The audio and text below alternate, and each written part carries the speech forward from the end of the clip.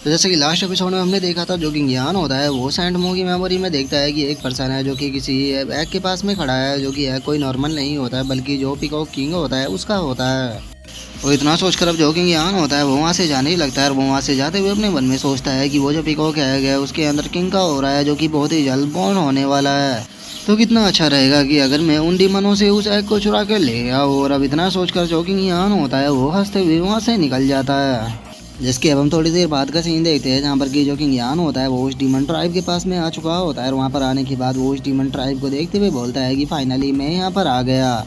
और इतना बोलकर अब जो कि ज्ञान होता है वो वहाँ पर चारों तरफ अपने डिवाइन सेंस को फैलाना शुरू कर देता है, जिसका अब हम देखते हैं कि वो जो डीमन ट्राइब होती है उसके चारों तरफ जो कि ज्ञान का डिवाइन सेंस होता है वो फैलना शुरू हो जाता है। जिस कारण अब जो कि ज्ञान होता है वो बहुत ही जल्द उस डीमन एग को भी ढूंढ लेता है, और उसे ढूंढने के बाद जो कि ज्ञान होता है वो खुश होते हुए अपने मन में सोचता है कि फाइनली ये मुझे मिल गया।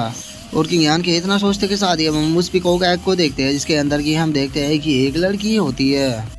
जिसके बाद हम डिवन ट्राइब का जो मास्टर होता है उसको देखते हैं, जो कि अपने ब्लड को उस एग के ऊपर डालने लगता है, और वो अपने ब्लड को उस एग के ऊपर डालते हुए अपने साथी से बोलता है कि ठीक है तुम स्टार्ट करो। जो सुनकर अब जो वो फॉक्स होती है वो भी ठीक है मास्टर बोलकर अब वहाँ पर अपनी टेक्निक को स्टार्ट करना शुरू कर देती है।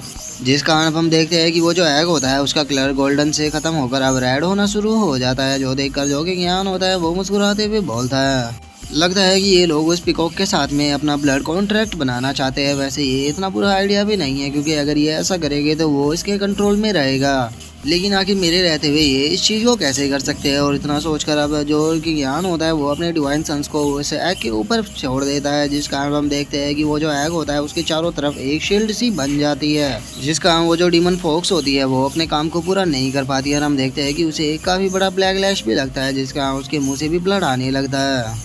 जो देखकर अब जो डिमन ट्राइब का मास्टर होता है वो उस फॉक्स से बोलता है कि डोंगली आखिर क्या हो रहा है, तुम इस टेक्निक में फेल क्यों हो गए।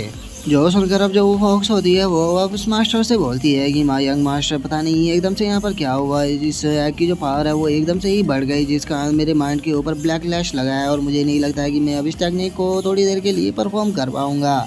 और अब सोल अटैक का नाम सुनकर वो जो यंग मास्टर होता है वो उस फोक्स से बोलता है कि क्या कहा तुमने सोल अटैक, आखिर पीकॉक रॉयल फैमिली के पास में ये सोल पावर कहाँ से आ गई। जो सुनकर वो जो फोक्स होती है वो उस यंग मास्टर से बोलती है कि यंग मास्टर इस बारे में तो मैं भी नहीं जानता, लेकिन अभी मेरी जो हालत है वो थोड़ी ख़राब हो गई है, तो इसीलिए मुझे रिकवर करने के लिए कुछ दिनों की ज़रूरत होगी। तो इसीलिए मैं यंग मास्टर से पूछना चाहता हूँ कि क्या जो यंग मास्टर है वो इस चीज़ के लिए कुछ दिन और इंतज़ार कर सकते हैं।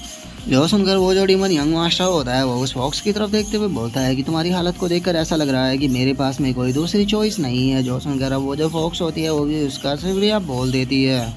जो सुनकर अब जो वो यंग मास्टर होता है वो वहाँ से जाने लगता है, और वो वहाँ से जाते हुए उस फॉक्स से बोलता है कि ठीक है तुम्हारे पास कल तक का टाइम है रिकवर होने का, लेकिन याद रखना कि अगर तुम कल भी फेल हो गए तो फिर तुम्हें जिंदा रखने का मेरे पास में कोई भी रीज़न नहीं होगा।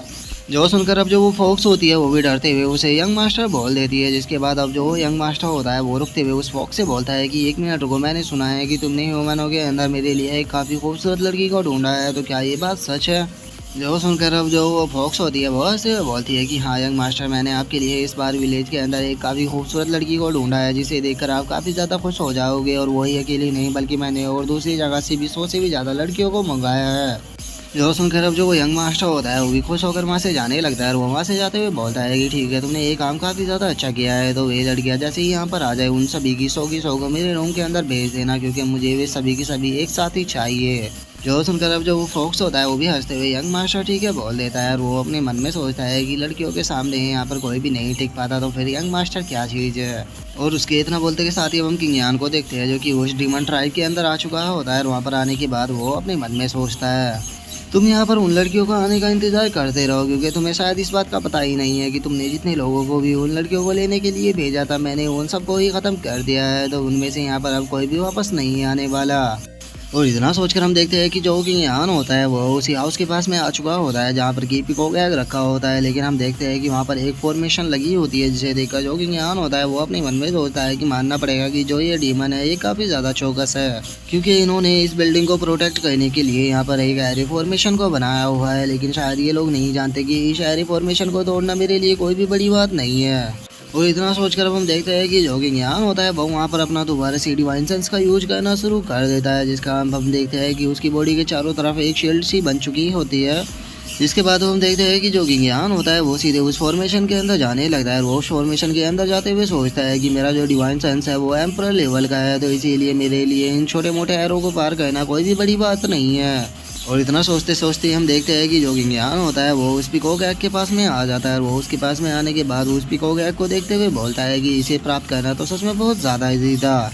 तो चलो फिर अब इस पिकॉक एग को यहाँ से ले जाने का टाइम आ चुका है, क्योंकि मैं भी देखना चाहता हूँ कि आखिर इस पिकॉक एग के अंदर से जो बाहर आता है वो कितना ज़्यादा पावरफुल है। और इतना बोलकर जो किंग होता है वो उस एग को अपनी स्पेस रिंग के अंदर रख लेता है। और उसे रखने के बाद वो वहाँ से जाने ही वाला होता है, लेकिन तभी उसके दिमाग में कुछ आइडिया आता है। और वो बोलता है कि यहाँ पर जाने से पहले लगता है कि मुझे कुछ इंटरेस्टिंग चीज़ करनी चाहिए। हाँ, उस फॉक्स का क्या नाम था? हुडोंग। तो चलो उसके नाम को ही यहाँ पर लिख देते हैं।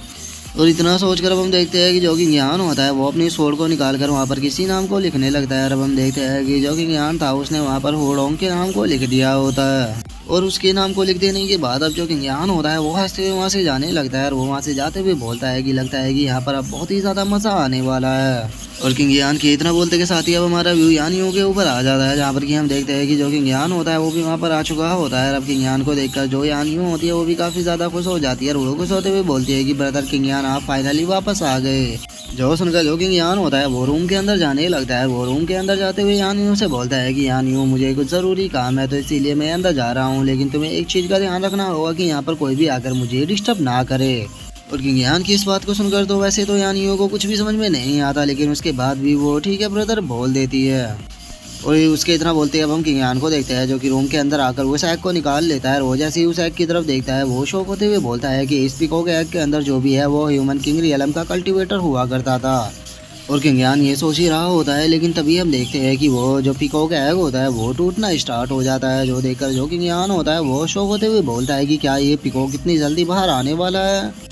और किंग यान के इतना बोलते के साथ ही अब हमारा जो व्यू होता है वो डीमन ट्राइब के ऊपर आ जाता है, जहाँ पर कि जो यंग मास्टर होता है वो चिल्लाते हुए उस फॉक्स से बोलता है कि हुडोंग जल्दी से यहाँ पर आओ, आज तुम मेरे हाथों से नहीं बचोगे। जो सुनकर अब वो जो फॉक्स होती है वो भी घबराते हुए उस यंग मास्टर के पास में आने लगती है। और वो यंग मास्टर के पास में आते हुए बोलती है कि क्या हुआ यंग मास्टर, आप इतना ज़्यादा गुस्से में क्यों हो?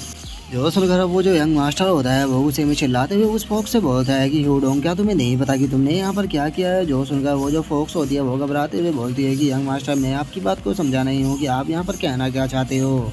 क्या आप उन लड़कियों को लेकर गुस्सा हो? अगर आप उन लड़कियों को लेकर गुस्सा हो तो मैं जल्दी से अपने कुछ और लोगों को भेजता हूँ ताकि वे उन लड़कियों को लेकर जल्द से जल्द आ सके। आपको गुस्सा कहने की कोई भी ज़रूरत नहीं है।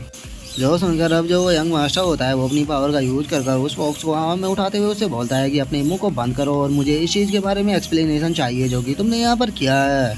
और उस यंग मास्टर के इतना बोलते के साथ ही अब वो जो फॉक्स होती है वो जैसे ही सामने लिखा हुआ पढ़ती है वो काफ़ी ज़्यादा शौक हो जाती है, क्योंकि सामने लिखा होता है कि जो चोरी है वो हुडोंग ने नहीं की है। जो देखकर अब वो जो फॉक्स होती है वो भी काफ़ी ज़्यादा शौक हो जाती है। और वो शौक होकर चिल्लाते हुए बोलती है कि आखिर ऐसा कैसे हो सकता है। और अब उस डीमन फॉक्स के इतना बोलते के साथ ही जो हमारा आज का एपिसोड है वो यहीं पे कंप्लीट हो जाता है। तो नेक्स्ट एपिसोड में देखेंगे कि आगे क्या होता है। अगर आप लोगों को वीडियो अच्छी लगी हो तो लाइक करना, चैनल को सब्सक्राइब करना। मैं मिलता हूँ नेक्स्ट एपिसोड में, तब तक के लिए बाय बाय गाइस।